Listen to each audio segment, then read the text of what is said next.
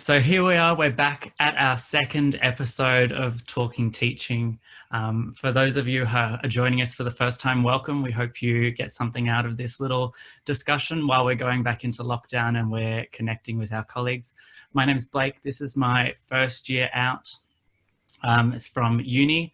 Since our last episode, I've actually changed schools a little bit and I'm now teaching music in a primary school in Melbourne. Hi everyone, my name's Andrew.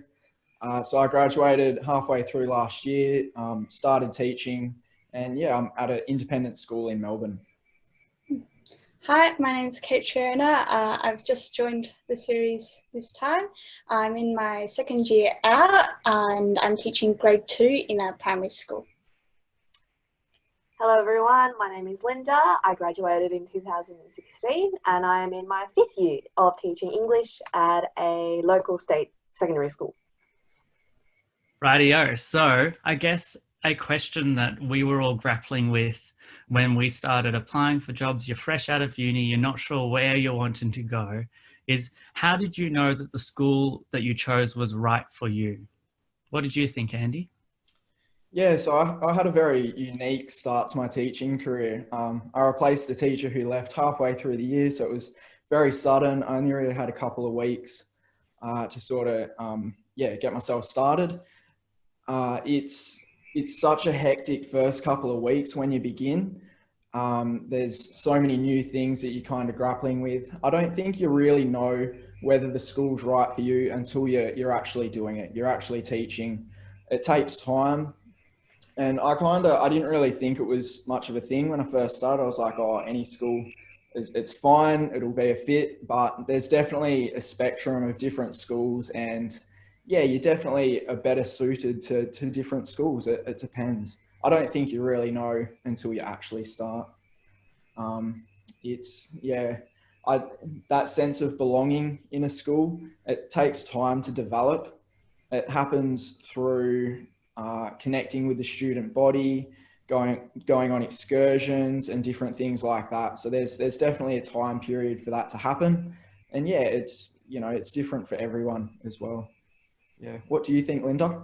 Oh, I absolutely agree with you, Andrew. I think, when we graduate, the first thing on our mind might be finding a job. So, we go for all these interviews and then when a school offers us a position and we take it, and it depends on us being able to work through the years or years depending on how long you're at that school, knowing the kids, like you said, knowing your fellow colleagues, and just feeling, I guess, a gut instinct that you're like, yeah, I think I belong here.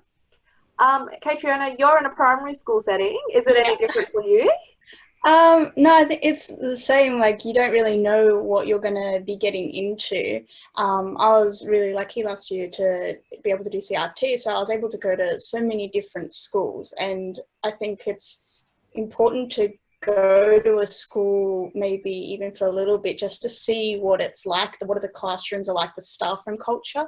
So I think a good way to do that is like to go on school tours. If you contact a school, usually they'll have school tours happening and you can go to the school, you can see how the classrooms are set up, what the staff room is like, how teachers interact with each other. And I think that's a really good way to get to know a school. Absolutely. I agree.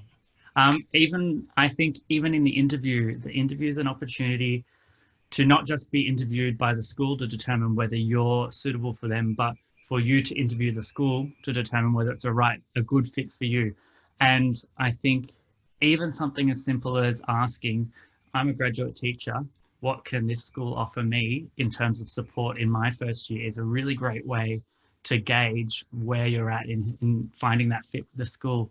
But even something I've learned in the last 6 months is that, even if you do think the school's going to be a great fit, you start out there and you find that it might not be for you, as hard as it is to leave your students in that situation.